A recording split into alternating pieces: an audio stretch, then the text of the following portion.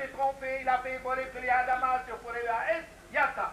Mais si jamais il a fait Boré Péré Aes Adama, il le Yata. Pourquoi? Pourquoi? La Mishnah nous donne une règle, comme elle nous donne le Shulchan Aruch, mais on ne nous explique pas pourquoi. Mais Baalei Atanaïm savait très bien pourquoi. Ça veut dire qu'il y a une orientation et un sens. Si jamais le sol, il y a toujours un élan qui va toujours du bas vers le haut. Et il ne faut pas renverser les niveaux. Et chacun de ces niveaux, c'est cela que nous enseigne. Tout Bishmat, il y a un niveau pour chaque création. Et lorsque les tikkunim ont été faits à l'époque précisément où la Kabbalah est apparue et rentrée dans le domaine public, eh bien c'est depuis le Harizal, à la fin de la Renaissance. Pourquoi juste à la fin de la Renaissance? Au moment où le monde russe est allé chercher dans ses origines, dans le monde gréco-romain, dans le monde grec, est allé chercher ses origines, et nous savons qu'il y avait un relais à l'époque de Anshe Knesset Gedola. Tout s'est passé comme si Anshe Knesset Gedola, au moment précis où le Midrash nous rapporte, où Alexandre le Grand a rencontré Shimon HaTzadik, cette rencontre-là, il faudra qu'un jour on puisse dans un grand débat essayer d'imaginer ce qu'a fait cette rencontre, et c'est seulement comme elle a eu lieu à cette époque-là qui peut nous donner une idée de la manière dont le relais s'est fait à partir du niveau de la néboua, de la prophétie, jusqu'à la philosophie grecque, pour ne pas nous dérouter. Et il y a une coupure. Alors, Baalei Kabbalah ont repris le flambeau d'une certaine façon, à leur manière, pour que le peuple d'Israël ne soit pas dérouté. Et nous ont fait un tikkun à la portée de tout le monde, à la portée du peuple, à la portée du juif le plus petit, de telle sorte que lorsqu'il fait Boré Peri Aes ou Boré Peri Adama, il sache qu'il ne s'agit pas d'un sol comme ça aride qui produit simplement, qui fait de l'agriculture, pas du tout. Il s'agit d'une ascension extraordinaire et d'une réceptivité du sol. Et quelle est la plus grande réceptivité? Comment elle se manifeste? Elle se manifeste précisément en terre d'Israël. Le grand débat d'aujourd'hui est de savoir. On entend là-bas? Non, mais là-bas, ça fait un problème. Ils entendent. Baruch Hashem, Hashem Daber Alozen Shomaat.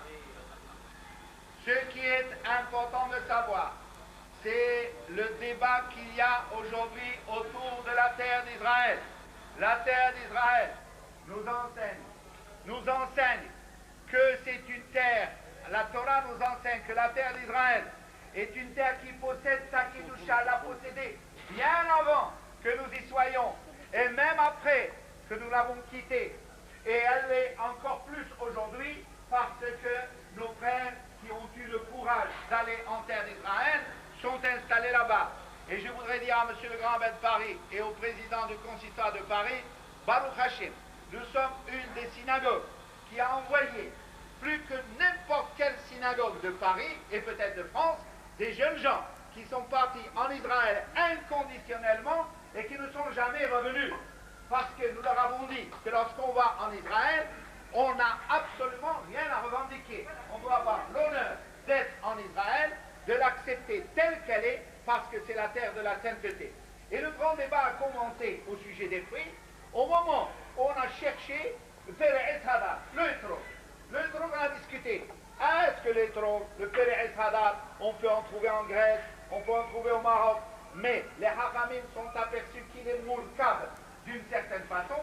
Il y a eu un débat pendant des générations pour que la terre d'Israël produise un Pere Eshadat qui ne soit pas moulkab. Pourquoi?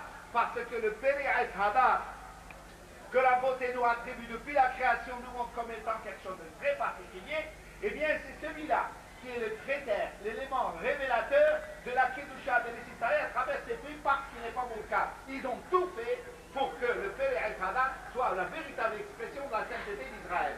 Et Baalei Kabbalah, à partir de la Renaissance, nous ont laissé un tikkun. Et ce tikkun-là, c'est un tikkun pour nous, un tikkun pour la Neshama, un tikkun pour la terre d'Israël, une revalorisation morale, et pas seulement morale, et pas seulement spirituelle. Ce sont des termes totalement insuffisants lorsqu'il s'agit de laisser ça une ma'ala de la Kedusha.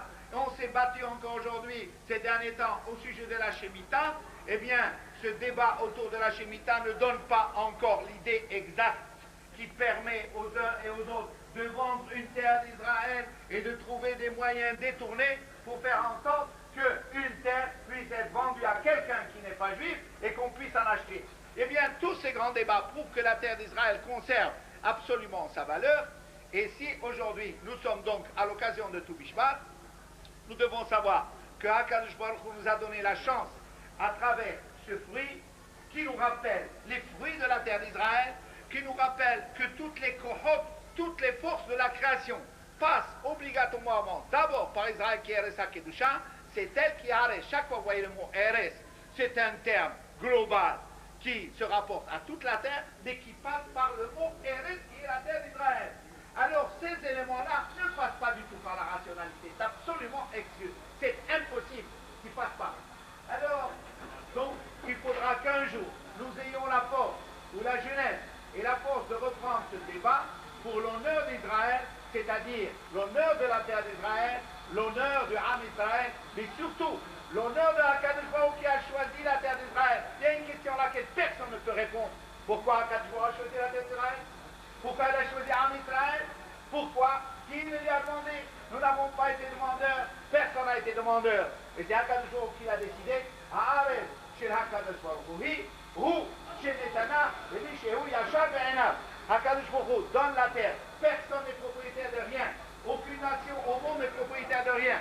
Ni la France l'appartient aux Français, ça pourrait les choquer, ni l'Amérique aux Américains, ni l'Allemagne aux Allemands, mais ça appartient à tout le monde. Aujourd'hui, on discute pour savoir à qui il appartient. Si c'est à cette moitié ou à l'autre moitié, il faut leur dire que la terre appartient à HaKadosh Baruch Hu, c'est lui qui distribue parce que c'est lui le propriétaire.